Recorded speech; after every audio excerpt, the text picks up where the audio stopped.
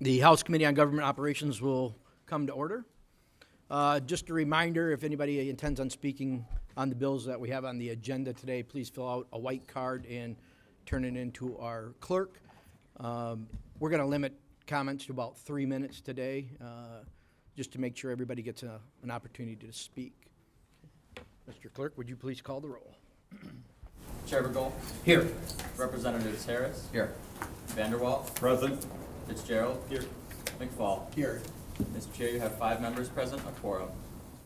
Thank you. Representative Vanderwall moves to approve the minutes of the April 17th meeting without objection, so ordered.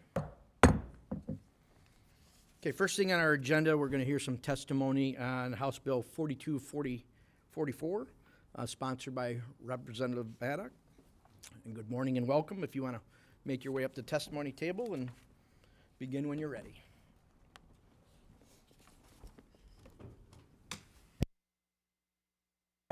Good morning. It's great to be here with all of you this morning. Wonderful, beautiful summer day. Over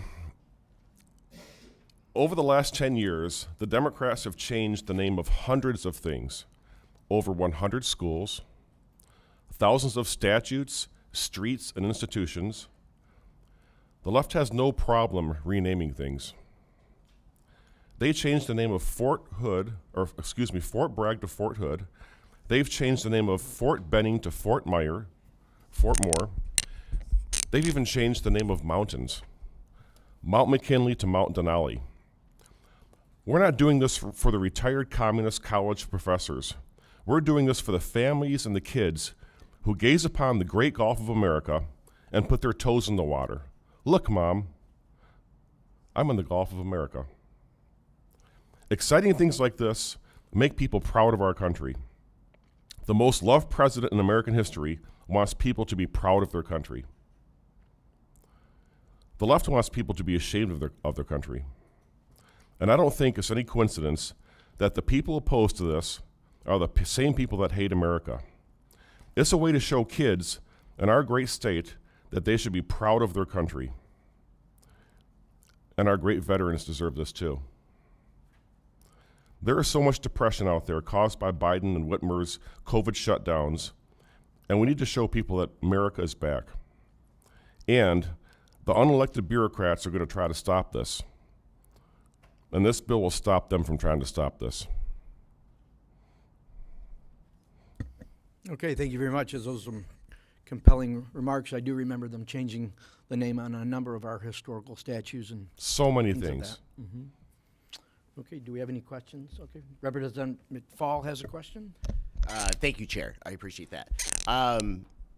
So you mentioned about the name changes on a lot of things, but aren't those things that are like owned by the United States? Like they're in the United States, whereas the Gulf of Mexico is surrounded by several different countries. I don't think we actually own it. We own 2/3 of the Gulf of America. 1/3 of it belongs to Mexico, if you measure the coastline. Okay. All right. Okay. Thank you.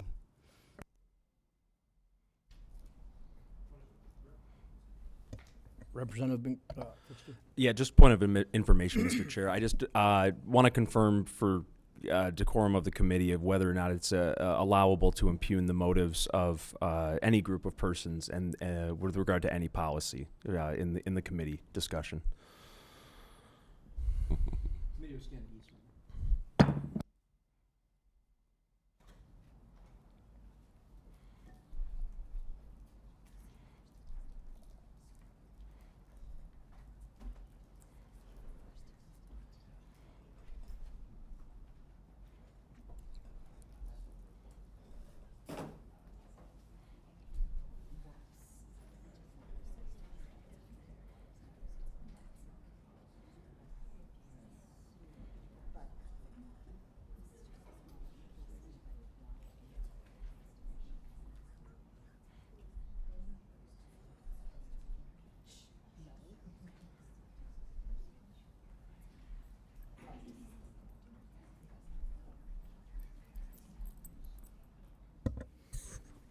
Okay, that's something that we can discuss later, but we're going to continue on. Go back to order. The committee will come back to order. We'll can discuss it later. There's probably going to have to be a little bit of talk in regards to that, so we're going to continue on with the meeting. I'd like to hear the amendments that the Democrats have, just for entertainment.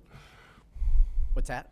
I heard there's 5 amendments. Can we hear those amendments just for the entertainment purpose? Yeah, after we'll make sure there's no other questions. Anybody else have a question? Okay. I can't wait to hear what they have to say. Okay. We do have 5 amendments here. The first one is an amendment by Representative Fitzgerald. Let's see, is there a description of? You want to speak to your amendment, Representative? Yes, thank you, Mr. Chair. Offering an amendment that would allow state and state officials, when communicating with non-Michiganders, especially outside of the U.S., the discretion to use the Gulf of Mexico as the terminology. Seeing as the Gulf, and we write into the amendment, the Gulf of America, formerly named the Gulf of Mexico, in order to make sure that there is not undue reputational harm with communicating people outside of this state or country.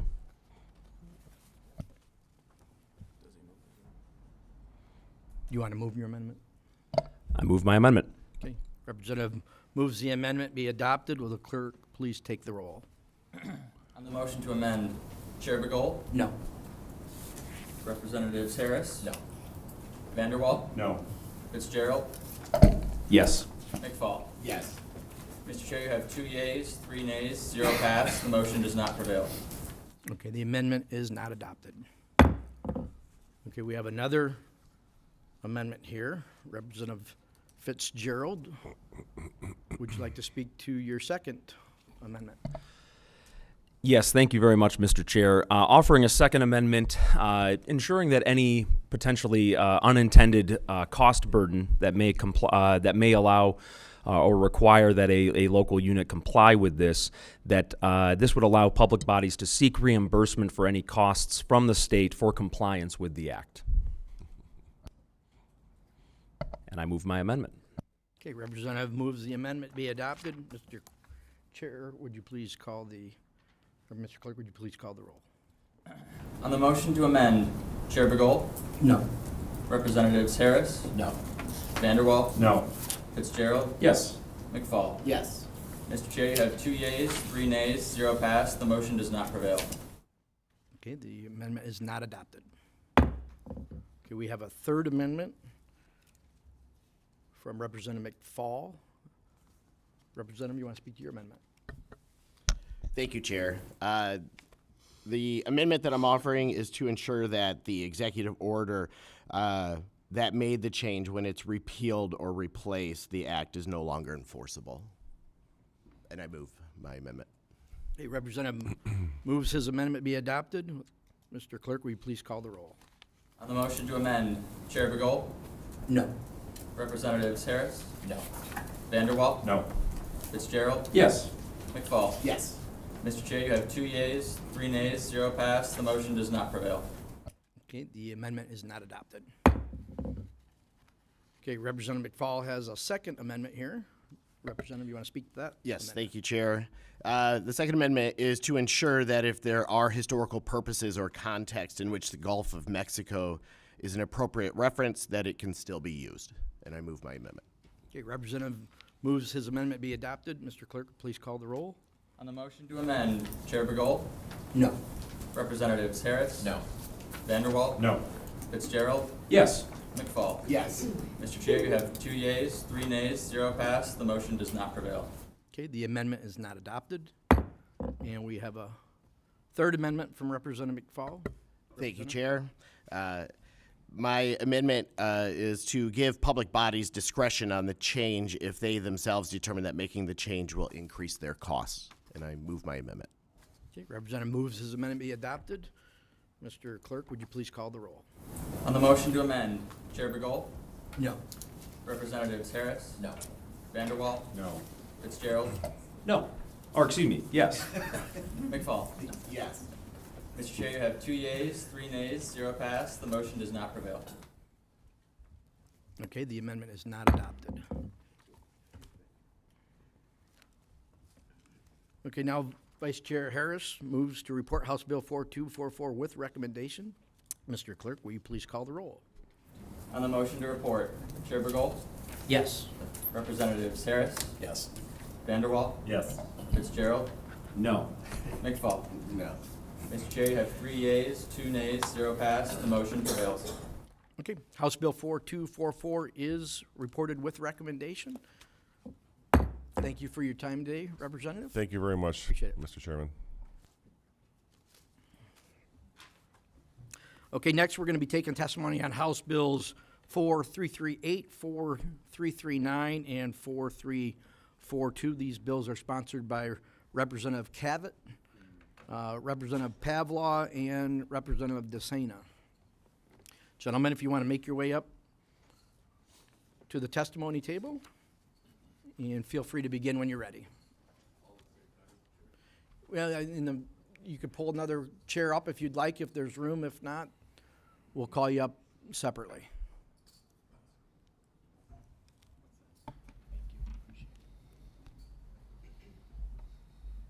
Okay.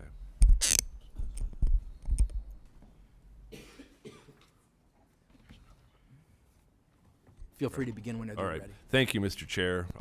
Thank you to the committee here. I'm here to testify in support of House Bill 4338. This bill ensures that no local government in Michigan can block communication or cooperation with federal immigration officials. It promotes consistency, strengthens public safety, and upholds the rule of law. House Bill 4338 doesn't force local officials to act as immigration agents. It simply prevents them from passing laws or policies that interfere with federal enforcement. It also gives residents and the Attorney General the power to hold local governments accountable if they violate this law. Michigan deserves uniform standards and clear enforcements. I urge you to support House Bill 4338 and protect the integrity of law enforcement across our state. Thank you. Thank you, Representative. Either one of you would like to give testimony on your bill? Oh, yes. Go ahead. Representative Joe Pavlov, thank you, Mr. Chair. I believe my bill, 4339, will support local law enforcement, will make our communities safer, and will also provide more government accountability. A summary of the bill is it prohibits counties from enacting or enforcing any law, ordinance, or policy or rule that limits local law enforcement from cooperating or communicating with federal law enforcement agents concerning immigration status, to prescribe the powers and duties of certain states and local government officials and employees, and to prescribe penalties and remedies.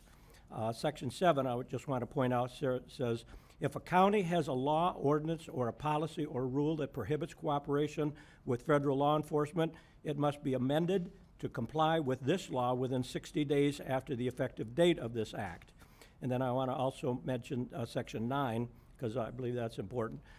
Beginning 61 days after the effective date of this act, if a county adopts a law, ordinance, policy, or rule that violates this act, a resident of the county can take legal action in one of two ways. Number one, they can bring action to enforce this act in any circuit court in the judicial district of that county. And number two, they can file a complaint with the Attorney General for investigation. And I guess that's my report. Thank you, Representative. You move over here. Thank you, Joe. Representative DeSana?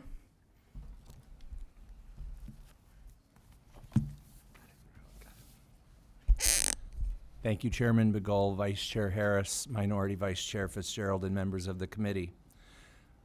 My goal in speaking here today is to stress how reckless sanctuary policies are and how they shield criminals and put them before Michigan residents who want to raise their families in safe communities. Communities that choose to ignore our federal immigration laws are putting lives at risk, and it's time we hold them accountable. We cannot afford to ignore the consequences of dangerous sanctuary policies we've seen across Michigan, from murders to assaults to child exploitation, resulting from sanctuary policies that prevent law enforcement from doing their jobs. These same municipalities that refuse to cooperate with federal immigration enforcement are often the first ones in line for state dollars to fund their pet projects. House Bill 4342 places municipalities in the proper jeopardy they belong in, that being non-eligibility for state taxpayer funds for special enhancement grants as a result of their allowance of dozens of horrific crimes due to their policies of giving sanctuary to criminal illegal aliens. The consequences of these sanctuary policies are real and devastating. In just the past 2 years, Michigan has seen multiple cases of illegal aliens committing horrific crimes.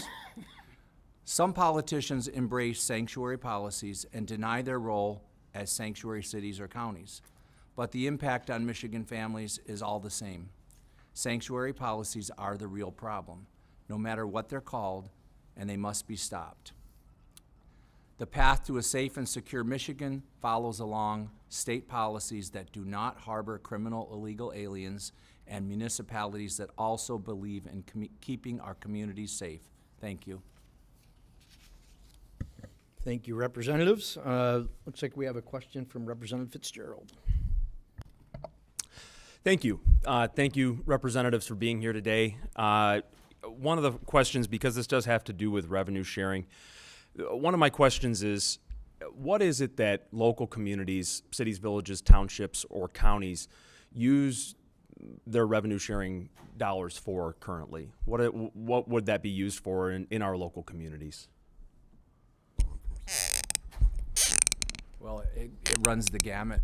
Revenue sharing, and I believe revenue sharing is not included in this, correct? That's correct. These bills do not include the traditional revenue sharing. This would only include enhancement grants, the discretionary funds. What's the next? I would like to, I guess, continue with this, understanding that there is a lot to do with revenue sharing and state support of local communities. That has to do with the fact that much of this money that does go back to local communities does go to public works. It goes to support enhancement projects in the community, placemaking projects that we need in order to attract a population that wants to live here in Michigan. We had a population council to ensure that we had we have growth in this state, but one of the things that they also use, dollars that come from state tax dollars that are paid for by Michigan taxpayers, is public safety. And so my concern is that if we reduce revenue sharing, enhancement grants to cities who may have inferred policies that conflict with primarily executive order, because I don't know that any of these policies actually are in disagreement with federal law. But my question is it possible that by taking money away from local units of government, that we are actually perpetuating an unsafe environment because we will have departments that are without funding, public safety departments without funding? Respectfully, there is the potential whenever you withhold funds from a community that that community would have less money, and the purpose of these bills is to incentivize communities to cooperate with federal immigration to keep criminal illegal aliens out of our state and out of our communities. I'd just like to say there, Rep. Fitzgerald, that inferred policies are also dangerous. The inference is that they're not sanctuary, but they use fuzzy language there. That's not helpful either. I'd just like to respond to that also. In dealing with the people in my district, they believe that rather than getting the money that they get in those areas, it's more important to have local support for our law enforcement, community safety, and more governmental accountability, and there's no reason that they can't have both. I would agree with you, Representative. That is exactly how my community feels as well. They want well-funded public safety departments. They want safe business corridors.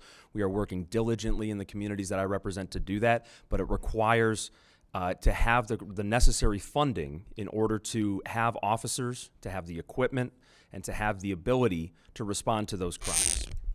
then all they need to do is get rid of their sanctuary policies and support local law enforcement, keep our communities safe, and have government accountability. Okay, thank you. All right, Representative Harris has a question? Thank you, Mr. Chair. Thank you all for being here. I appreciate it. I think this addresses some pretty major issues that we've been discussing for a while.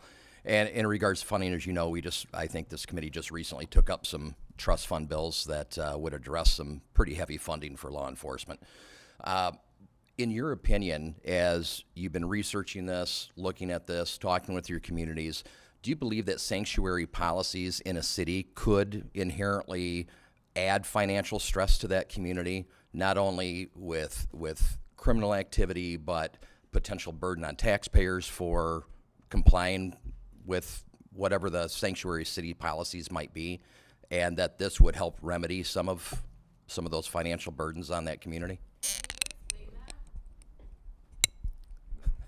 I think that to answer I don't know who that- just called out there, but please refrain from doing that during the hearing. I think that in answer to your question, Rep. Harris, there is an undue burden placed on municipalities and local communities when you have, like, potentially the Chilean gangs that were in Oakland County. Their focus is now on these high-profile gangs versus the members of their community, keeping their community safe. So law enforcement's efforts and resources are now placed in an area inordinately, because these are very organized crime rings, that now their job of what they would otherwise be doing, or additional law enforcement that they need to cover that. So yes, I would say that the cost could be exorbitant. If your community had a large percentage of sanctuary aliens, you could be just dealing with crime just from that part of your community. Okay. Representative Fitzgerald? Thank you. My question also has to do with the intent of the policy. Based on a quick search here, a Detroit Free Press article from February of last year notes that there's only one sanctuary city in the state of Michigan. And so I'm curious to know if this is a wider problem that we're not aware of. There seems to only be one. Can you just go into that? Sure, I'll address that. Thank you. You made a comment earlier about inferred language. We have two examples here. The Grand Rapids Police recently admitted that they will disregard detainer requests from federal authorities. We have the Kalamazoo County Sheriff said he will only work to a limited extent on with federal immigration officials, and instruct his deputies to disregard detainer requests. So that's where you mentioned the word inferences. So we either follow federal law or we don't follow federal law. I'm suggesting that we follow federal law, Mr. Fitzgerald. And that is I guess maybe the crux of this is that actually what we're trying to get at here? Because if something is a voluntary program, it's voluntary for a county sheriff's department, a local municipality police department to participate, does that actually conflict with federal law? If it's a voluntary program, but it's a choice to not participate in that program, that does not seem to be non-compliant nor illegal. In answer to your question, I believe that we have over 7 Michigan counties that have sanctuary policies in place, not voluntary, but policies that they follow in non-cooperation with ICE. And it's played out in our state where they did not cooperate with ICE, and these criminal illegal aliens went on to commit other crimes when they should have been turned over to Immigration and Customs Enforcement and deported. Okay, thank you, representatives, for your time today. Appreciate you coming in and giving your testimony. Okay, we have a number of cards to read in today. Wishing to speak in opposition of the bills for 4338, 4339, 4340, 4341, and 4342 is Yvonne Naravet from We the People Action Fund. Welcome.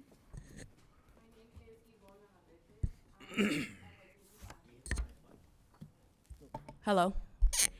My name is Yvonne Navarrete. I'm with We the People Action Fund. I'm here to speak out against bills 4338, 4339, 4340, 4341, and 4342.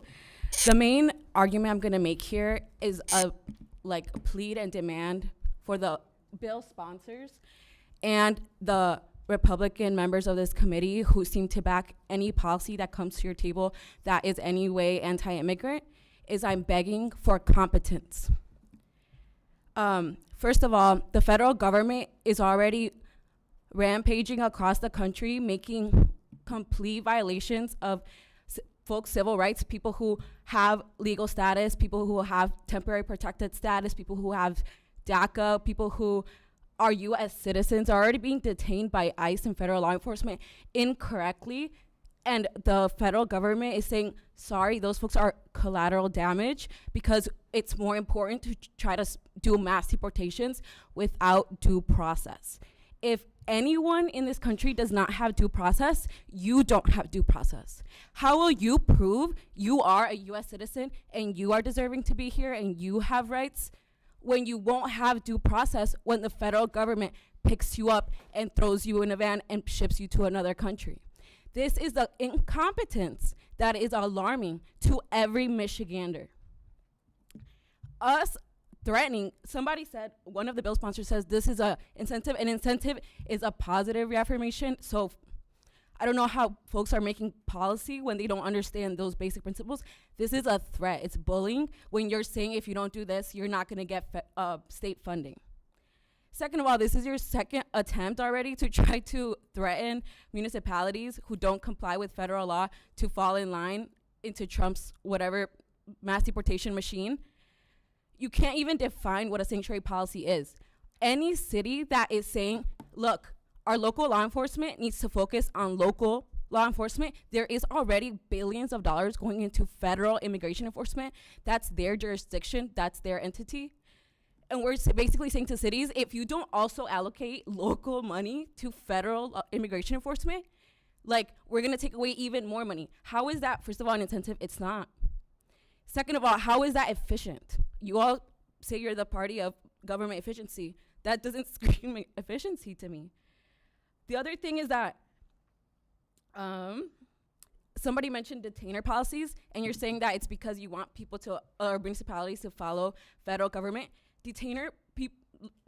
Municipalities that put in detainer policies is that they're saying, look, we will detain people who we are told need to be detained because they've been convicted of something, because you've proven that they're undocumented, because et cetera, et cetera. Not just because you're telling us because ICE grabbed them and now you need somewhere to stay. They're basically asking for ICE to comply with federal law, which ICE has proven that they don't do that. They just violate people's rights and due process and human rights violations. You should know that. If you're their biggest fan, you should know that. If you want to just give your final yeah, closing I have a few more argument. points, but I understand. You're out of time right now, so if you want to make your closing All I'm statement. asking, thank you so much. All I'm asking is that if you are so bold enough to take my public tax dollars and be a policymaker, at least be competent and write coherent policies that are efficient, that don't waste our public tax dollars, and actually do the thing you want them to do. They don't. There's literally not even a city that doesn't comply with federal law. So that's my argument. Okay, thank you. And I see a number of these cards are in regards to the bills that are coming up, so I think we're going to have Representatives Linting and Thomas come up here and testify to their bills. That way the testimony is pertinent to some of the questions. Welcome, representatives. Thank you very much. Go ahead and begin when you... Thank you, Chair Bagol and members of the committee for giving me the opportunity to speak to this legislation. This legislation is about respecting Michigan taxpayer dollars and protecting our social safety net programs. Michiganders and American citizens work hard. They pay state income tax, federal income tax, FICA, and a host of other taxes. We owe it to those hard-working families across our state to ensure that the money they are paying into the system goes to those citizens who need it, not those who have come to our country illegally and are taking advantage of our country's system. I have heard from many Downriver residents who receive needed support from these programs. And we need to be doing all we can to preserve the long-term fiscal health of our social welfare programs so Americans who need these benefits can continue to receive them. Allowing illegal immigrants to receive these benefits is taking from Americans who need these programs. To be clear, this legislation will not prevent any immigrant here legally, from green card holders to asylum seekers, from receiving the benefits they pay into. It just prevents those who cut in line and entered our country illegally. Again, this is about respect for taxpayers and protecting our social programs.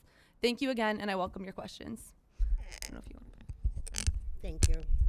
We have a squeaky microphone today, gentlemen on this committee. Thank you, Mr. Chair, Mr. Vice Chair, and Minority Vice Chair.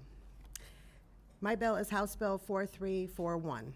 This bill is very simple, but it has significant clarification to Michigan's housing assistance laws that, except as required by federal law, individuals must be U.S. citizens or qualified legal residents to receive housing aid under the State Housing Development Authority.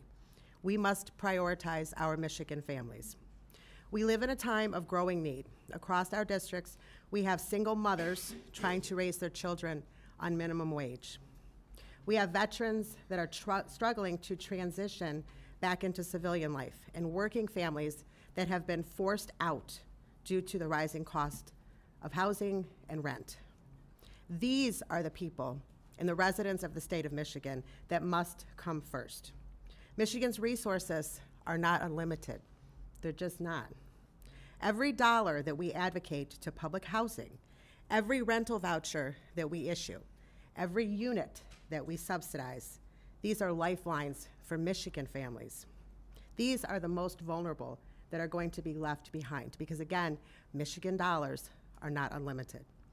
This bill reflects the value that my constituents shared in the Downriver communities and in Monroe County, that public benefits funded by taxpayers should first go to those that are legally a part of this community. This does not violate federal law. On the contrary, it actually confirms federal law. Mr. Chair, Mr. Vice Chair, Minority Vice Chair, and members of this committee, we have veterans in the state of Michigan that are living in their cars.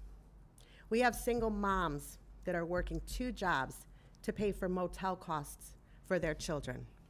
Let's fight for those that came here legally, that were born here, that follow the law. Let's look them in the eye and say that we hear you. We are fighting for you. In conclusion, I think that we know that these are the families that we need to help most, and Representative Linting and I will answer any questions that the committee may have at this time. Thank you very much. Yes, I think those are all very good points. I think we all have friends or families that are struggling. I think we need to take care of those people first. Representative Fitzgerald. Thank you, Mr. Chair. Thank you very much, representatives, for coming in and testifying on your bills. You're right. In all of our communities, we have people who are struggling right now to make ends meet, not only make ends meet, but just simply to survive. We have people who are in incredibly difficult economic circumstances. I think that the economic turmoil of the day is also concerning to what will come down the road as well. And I think that that is also going to create a greater demand on state services for every Michigander as we continue to try and navigate homelessness, food insecurity, child welfare, and quite frankly, just family prosperity in this state. One situation that I just can't get out of my head is that how would these bills treat someone who is a survivor of, say, domestic abuse and domestic violence or child abuse And would this bill automatically make them ineligible for services and programs that would help to protect them and their physical security? Are you referring to both bills? How would both bills affect them, or which bill specifically? Either or, whoever would like to respond to that.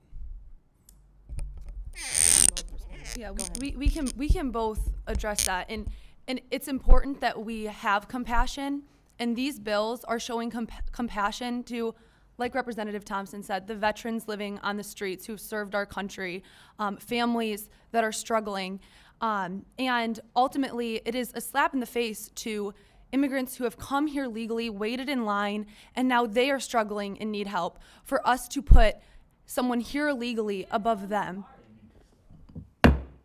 Ma'am, if you do keep interrupting, I'm going to have to ask you to leave. Okay, that's twice now. Above those people. And so I think we can all agree that it is important to have compassion, and I think that it is important that we all know we have a finite amount of resources. I mean, we're working on our state's budget right now, and we can see that. And so it is important that we prioritize those who are here legally and are actually American citizens before we move on to anything else. Yeah, thank you. So your question was, how would they be eligible for services if they were sex trafficked or abused? They would absolutely be eligible for services if they are legal Americans. If they came here illegally, then they would not be. My bill specifically deals with affordable housing and being able to subsidize your house payment. And when people in my district can't find housing, and that housing is being subsidized and given to people that come to the state of Michigan illegally, that's not right. And we talk about compassion and fairness. That's not even going above and beyond ridiculousness. And we have over 200,000 homes that are in shortage right now to get affordable housing for people. Rent is skyrocketing, and these bills make sure that if you are here illegally, you are not going to be subsidized by the state of Michigan.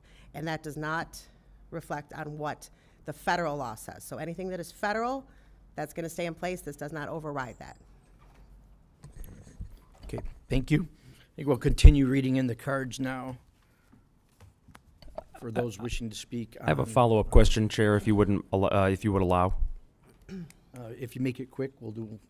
So in this situation as well, somebody who is trafficked from another country to Michigan without documentation, they would be ineligible because they don't have documentation and that they were trafficked? Representative, I think she just already addressed that question They're very here clearly. illegally, so they would have to go through the federal government. ICE would have to take them for sanctuary, not Michigan.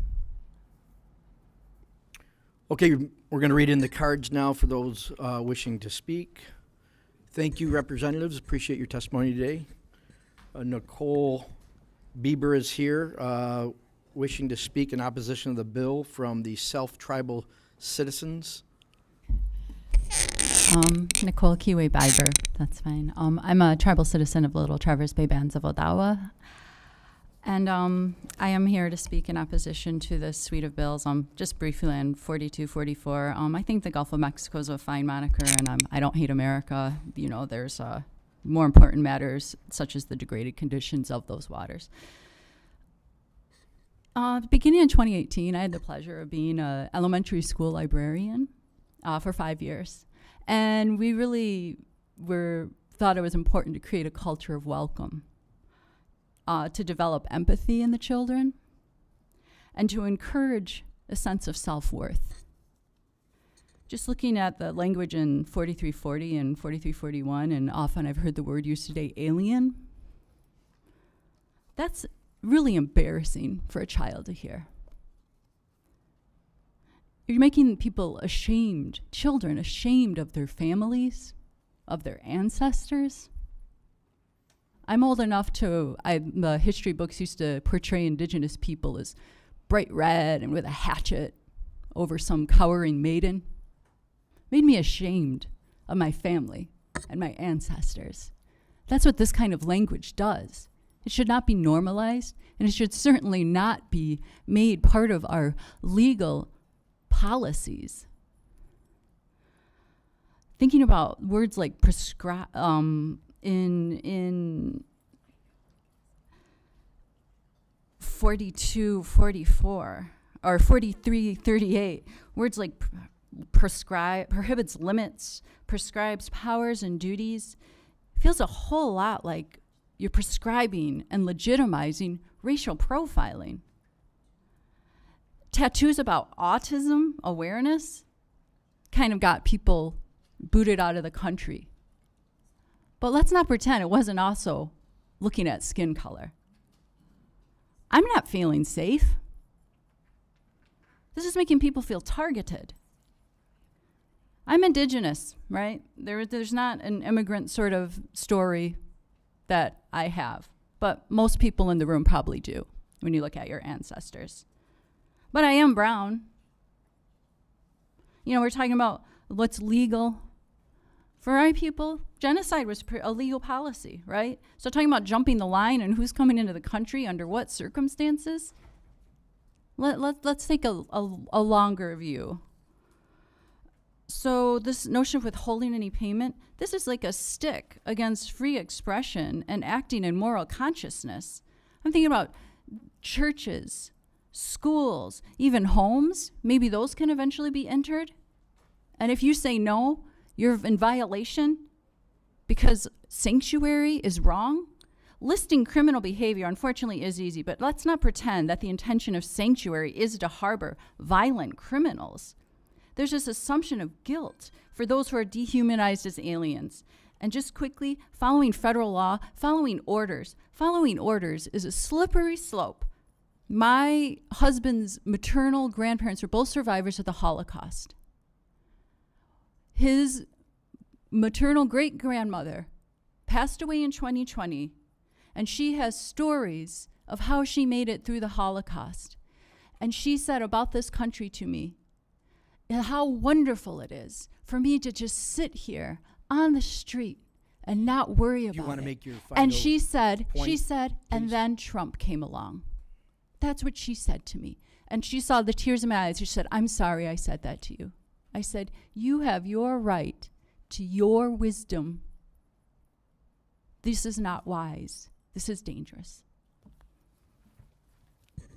Okay, thank you. Okay, next we have Amanda Siggins, who would like to speak in opposition to the bill from We the People.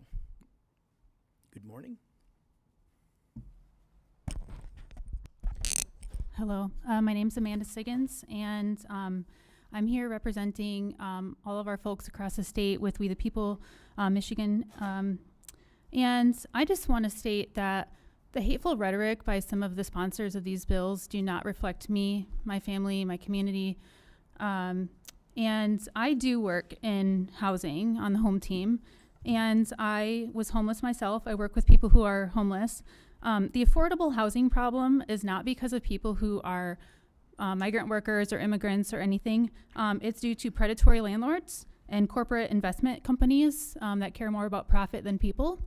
And I just want to state that encouraging people to turn on each other like we're an animal farm is harmful to communities. And expecting people to comply with government-issued human trafficking, which is what it is, because deportation implies that you're returning people to where they came from, and that is not what's happening. We are turning people into prisons who are not criminals, and that is human trafficking, government mandated. So thank you for hearing us today, and I will encourage everyone to oppose these bills. Thank you. Thank you. Okay, next we have Eleanor Jordan speaking in opposition of the bills from Michigan Immigrant Rights Center.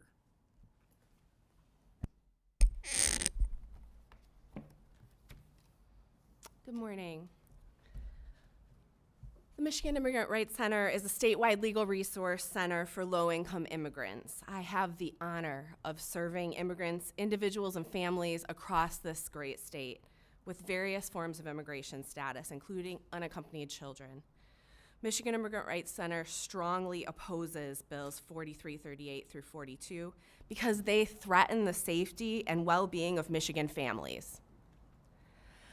Worse, these bills display unmitigated cruelty to immigrant community members who work, raise children, and pray alongside us, all while making incredibly valuable contributions to this state.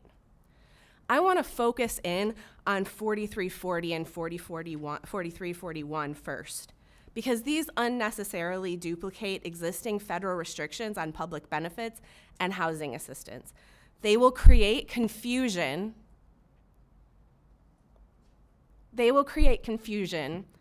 And they won't address any actual problem. I want to really be sure to make this clear. Most non-citizens are already ineligible for federal means-tested benefits, and Michigan already uses federal verification systems to confirm eligibility.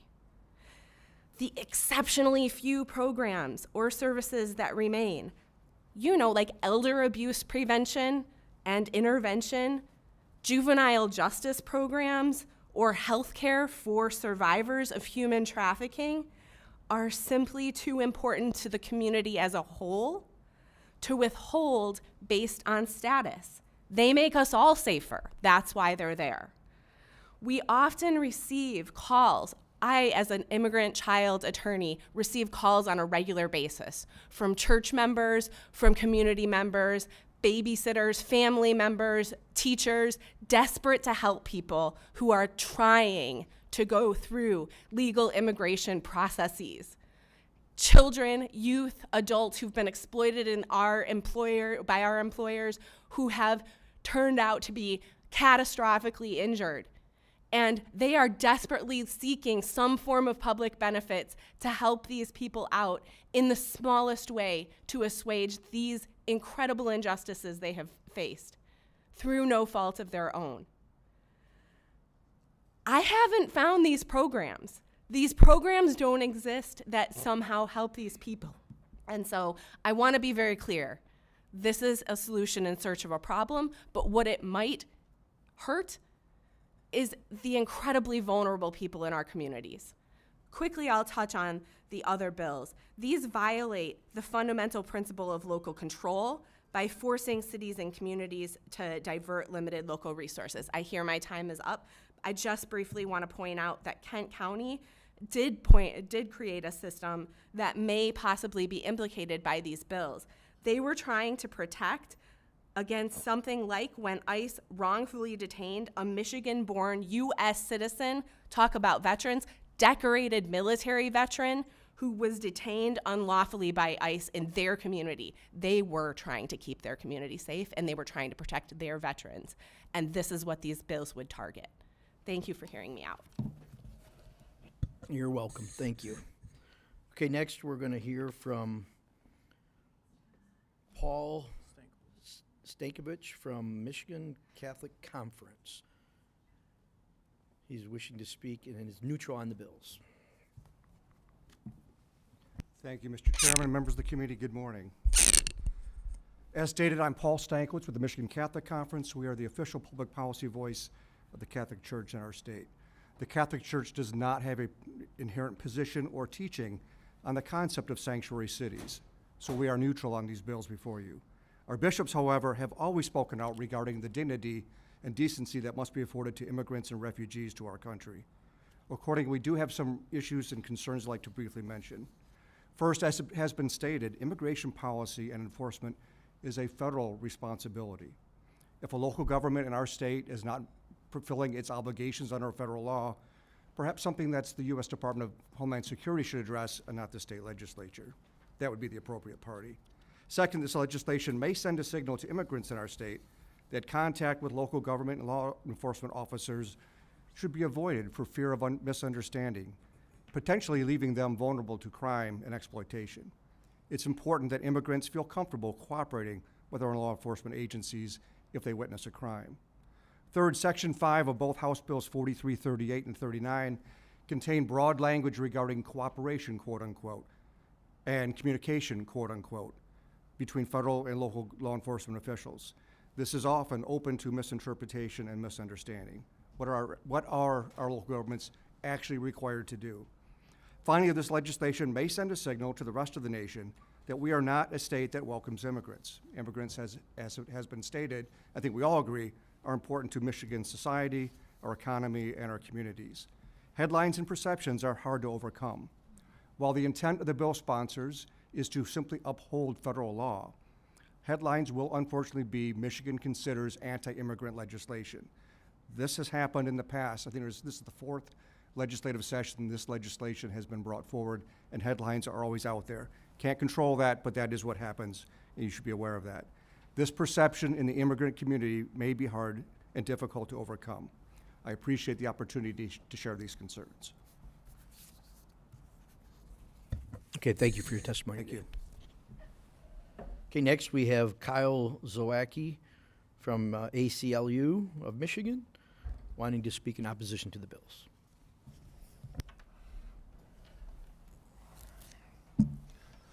Thank you, Chair, Vice Chair, and members of the committee. My name is Kazawaki, and I'm the Legislative Director for the American Civil Liberties Union of Michigan, who is strongly opposed to House Bills 4338 through 4342. Collectively, as we've heard, these bills would significantly undermine the rights and liberties, the civil rights and civil liberties across the state by targeting immigrant communities, restricting access to vital public services, and forcing local law enforcement and governments to act as extensions of federal immigration authorities. This package would prohibit local governments and county law enforcement agencies from adopting policies that limit cooperation with federal immigration officials.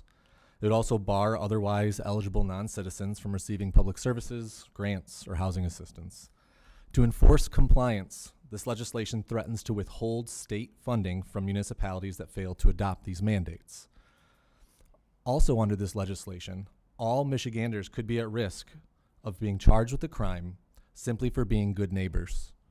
Offering a ride, sharing a meal, providing shelter to someone without legal status would all be criminalized. This not only discourages active basic human compassion, but also threatens to turn everyday community support into punishable crimes. The bills would increase the risk of racial profiling, violate due process protections, and create discriminatory barriers to essential services. In a chilling effect on public safety, they would undermine public safety by eroding trust between law enforcement and the communities they serve. Immigrant residents may be less likely to report crimes or seek help in emergencies due to fear of immigration enforcement. In Michigan, it's well established that local units of government are best equipped to make decisions regarding the policies and priorities and allocation of resources for their own communities.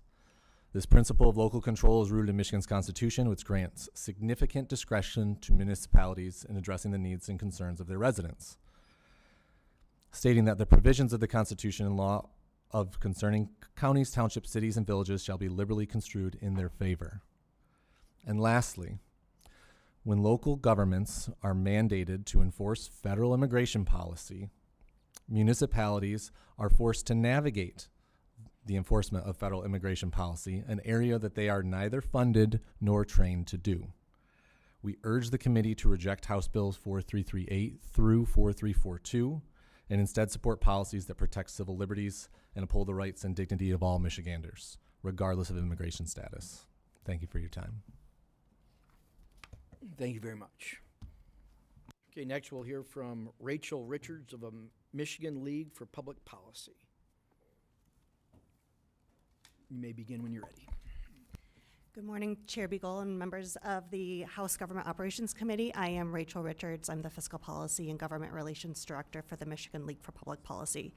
You all have our written comments, but I just wanted to take a moment to highlight a few reasons why we oppose House Bills 4338 through 4342. First, House Bills 4340 and 4341 are completely unnecessary. Federal and state laws already govern eligibility for certain benefits, and all this will do will be to discourage people, including U.S. citizens and families with eligible children from seeking assistance that could help them put food on the table, put a roof over their head, or access necessary resources. House Bills 4338, 4339, and 4342 are a broad overreach that will undermine local control and undercut the ability of local governments to determine the best ways to allocate their own very limited resources. Local governments must already rely on limited resources to provide essential services, like emergency services, for their residents. Forcing communities to engage in costly immigration enforcement duties that are already the responsibility of the federal government needlessly pulls resources away from local law enforcement. These so-called sanctuary policies are put in place to lawfully protect the rights of immigrant residents. They simply allow local law enforcement to prioritize their own resources and put safety first, ensuring that they are available to handle local issues like theft, home invasions, vehicle collisions, domestic violence, and more. Furthermore, these policies do not stop immigration and customs enforcement from conducting immigration enforcement. What's worse is that these bills require local governments to assume significant financial and budget risks, notably lawsuits and the potential loss of state funding, making it even harder to provide for their own residents. These bills unjustly target the immigrant community in Michigan. Michigan is home to over 740,000 immigrants. They are small business owners, teachers, healthcare professionals, and friends of our kids at school. They help create vibrant communities, contribute to Michigan's diverse culture, and participate in Michigan's economy and pay taxes. This helps make Michigan a more attractive state, growing Michigan's population. Instead of passing this legislation, we should be looking at ways to support Michigan's residents as they deal with an uncertain landscape ahead. For these reasons, we oppose the bills and urge a no vote, and I'm happy to answer any questions. Okay, thank you very much. Okay, next we'll be hearing from Marita Kai, who wants to speak in opposition to the bills.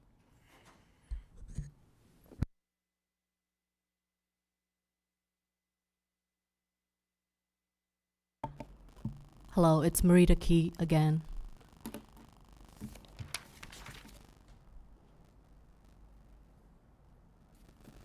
I'm here to oppose House Bills 4338, 4339, 4340, 4341, and 4342.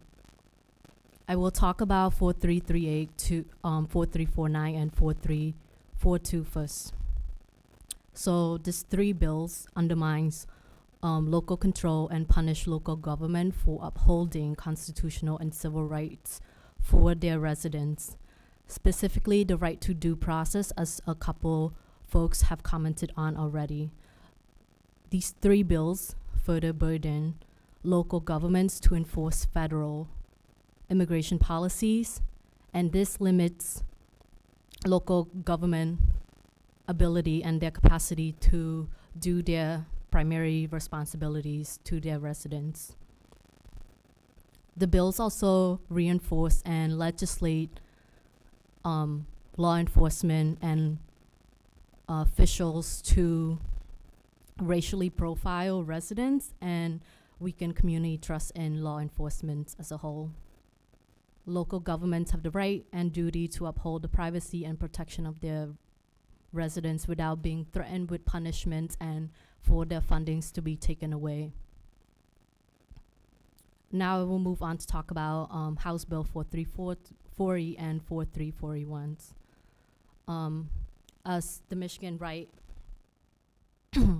as the Michigan Immigrant Rights Center stated, these two bills duplicate existing federal restrictions on public benefits and housing assistance and create unnecessary confusion for the people who needs it the most. I know that Jamie Thompson and Riley Linton just left, but they probably will be listening. And this is directed to them and the co-sponsors and some of y'all on this committee. House Bill 4340 and 4341. If you all care so much, which you probably don't, and just weaponizing this, but if you all care so much about working class and single mothers, who please put some efforts and actually use the tax money that we are paying you guys to to legislate policy that actually uplift these working class folks that you have the audacity to use their names in this room, and go legislate policy that actually uplift them and alleviate these economic pain points. How dare you weaponize the economic struggles, including housing crisis and food insecurity and affordability, that the majority of some of us in this room and the majority of Americans are going through to further your racist and xenophobic agendas. It's actually so disgusting and embarrassing. It feels criminals to me right now and illegal for you to be make your paid with closing my words, tax please. dollars and be paid with the tax dollars that these illegal immigrants you are dehumanizing and talking down upon on. We are paying you guys, and we want you to actually do the work and not be so embarrassing. Okay, thank you.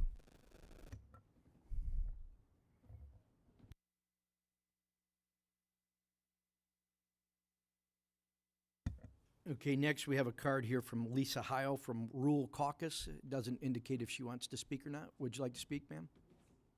Okay, go ahead. Okay. Okay, come on up.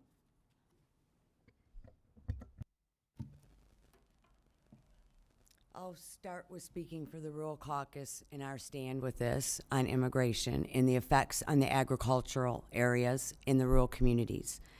The immigrants that come to our areas to pick our produce so that Michigan can be the 5th biggest agricultural producer in our country. They come here and harvest for us. They do this for us. We make money from them doing this for us. They make this much, we make this much. So, in saying that, I am now speaking on behalf of myself. I'm a Steinhauser. My family's history is in this building. My grandfather was the mayor of West Branch. My uncle was the smiley mayor who put the smiley face on the West Branch Tower. He had a smiley parade when he died because why? His community loved him. He raised up his community. He supported his community. I am here to support my community, and I'm going to tell you what's going on in my community. Law enforcement is not trusted. I have never not trusted law enforcement before in my life. Speak to the merits of the bill here. Okay. Thank you. In this bill, you are setting officers against officers because there's going to be a moral compass that comes out, and you're going to have men that are going to go with their moral compass, and you're going to have men that do not go with their moral compass. And in saying that, we need to have plans, people. No one has plans. I'm in the medical field. You always have a plan A, B, and C. So let's start with plan A, okay? Let's make a plan of how to do this Again, and not ma'am, dehumanize people and do it Speak to the merits of properly. the bill, or I'm going to and have processing. I appreciate that. Thank you. In addressing these bills, you are dehumanizing people. My father was called the Kraut during World War II. Why? Because he had a German name. I tan. I cannot tan, and I can be white. They cannot. Stop dehumanizing people. They're not taking anything from you, okay? You're taking from them. So get the right perspective, get a right plan, process these people appropriately, not dehumanizing them to do it. It can be done. I got a plan. I will help you. We can modify it, but there needs to be a plan. You can't just round up people and hold them wherever, whenever, for how long, in whatever conditions. You can't do it. It's wrong. It's inhumane, and you're turning people on each other for absolutely no reason whatsoever. I'm tired of you trying to get people to believe there's problems that are not here. You're getting a petition, paying money for a flipping petition. I'll give you a few seconds if you want to make a closing Wasting money. Stop wasting our money on stuff that is not a problem and start addressing the things that are a problem, okay? My family members is 3 veterans deep. Thank you. Thank you.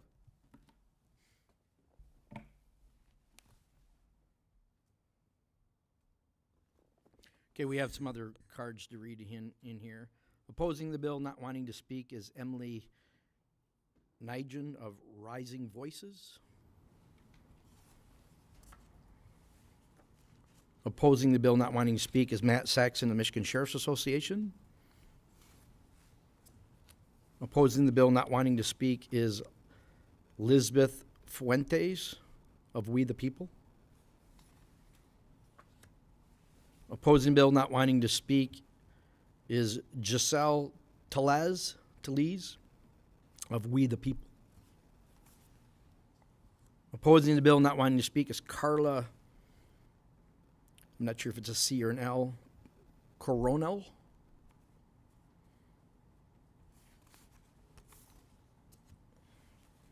Opposing the bill, not wanting to speak, is Jesus Ledesma of We the People. And opposing the bill, not wanting to speak, is Jessica Gomez of We the People.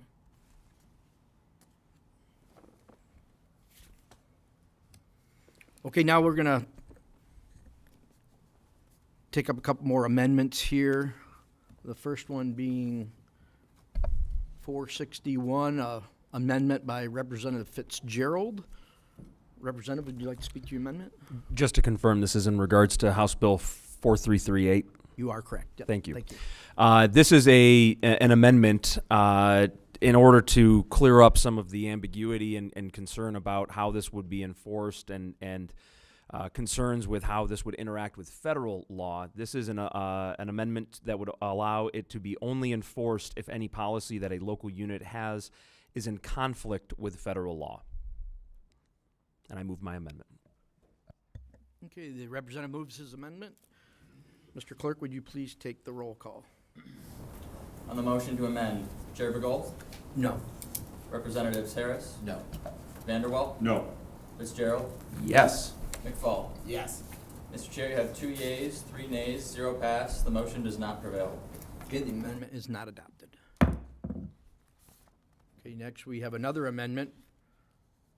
No, I'm sorry, we'll go ahead and vote that one out. Vice Chair Harris moves to report House Bill 4338 with recommendation. Mr. Clerk, will you please take the roll? On the motion to report, Chair Begol? Yes. Representatives Harris? Yes. Vanderwall? Yes. Fitzgerald? No. McFall? No. Mr. Chair, you have 3 yeas, 2 nays, 0 pass. The motion prevails. Thank you. House Bill 4338 is reported with recommendation. Okay, next we'll have an amendment here from Representative Fitzgerald for House Bill 4339. And this is Amendment 449. Representative? Thank you, Mr. Chair. This is a similar amendment to House Bill 4339. This would only make this enforceable if detainer agreements of 287G were to become mandatory under federal law. And I move my amendment. Okay, thank you. Representative Fitzgerald moves his amendment be adopted. Mr. Clerk, please take the roll. On the motion to amend, Chair Begol? No. Representatives Harris? No. Vanderwall? No. Fitzgerald? Yes. McFall? Yes. Mr. Chair, you have 2 yeas, 3 nays, 0 pass. The motion does not prevail. Okay, the amendment is not adopted. Okay, now Vice Chair Harris moves that report House Bill 4339 with recommendation. Mr. Clerk, will you please call the roll? On the motion to report, Chair Begol? Yes. Representatives Harris? Yes. Vanderwall? Yes. Fitzgerald? No. McFall? No. Mr. Chair, you have 3 yeas, 2 nays, 0 pass. The motion prevails. House Bill 4339 is reported with recommendation. Okay, next we have another amendment here for House Bill 4340.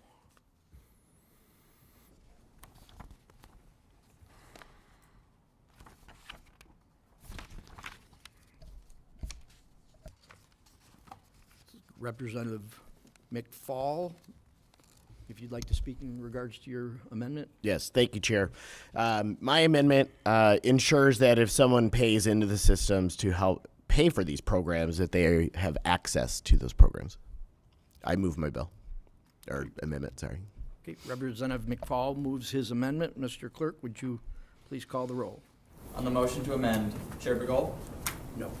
Representatives Harris? No. Vanderwall? No. Fitzgerald? Yes. McFall? Yes. Mr. Chair, you have 2 yeas, 3 nays, 0 pass. The motion does not prevail. Okay.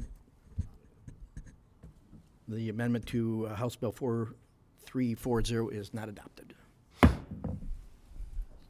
Okay, we have another amendment here from Representative McFall. It's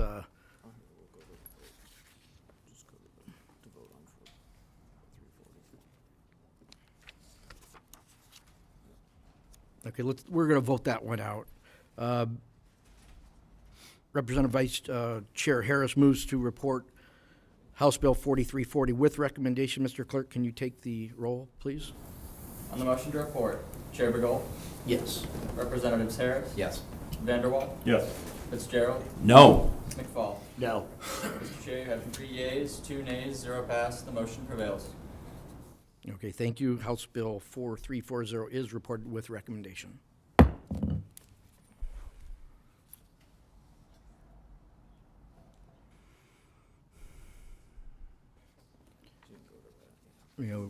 So we have another amendment here from Representative McFall, and this is for House Bill 4341. Representative, would you like to speak to your amendment? Yes, thank you, Chair. Similar to the last amendment, this amendment ensures that if someone pays into the systems to help pay for these programs, that they have access to that. Thank you. I move my amendment. Okay, thank you. Representative McFall moves his amendment for House Bill 4341. Mr. Clerk, would you please take the roll? On the motion to amend, Chair Begol, No. Representatives Harris, No. Vanderwall, No. Fitzgerald, Yes. McFall. Yes. Mr. Chair, you have 2 yeas, 3 nays, 0 pass. The motion does not prevail. Okay, thank you. Okay, Vice Chair Harris moves to report House Bill 4341 with recommendation. Mr. Clerk, will you call the roll, please? On the motion to report, Chair Begol, Yes. Representatives Harris, Yes. Vanderwall, Yes. Fitzgerald, No. McFall. No. Mr. Chair, you have 3 yeas, 2 nays, 0 pass. The motion prevails. Okay, House Bill 4341 is reported with recommendation. Okay, next, Vice Chair Harris moves to report House Bill 4342 with recommendation. Mr. Clerk, would you please call the roll? On the motion to report, Chair Begol, Yes. Representatives Harris, Yes. Vanderwall, Yes. Fitzgerald, No. McFall. No. Mr. Chair, you have 3 yeas, 2 nays, 0 pass. The motion prevails. Okay, thank you. House Bill 4342 is reported with recommendation.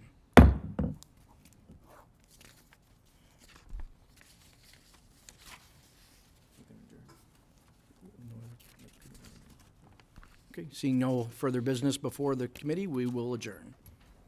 Thank you.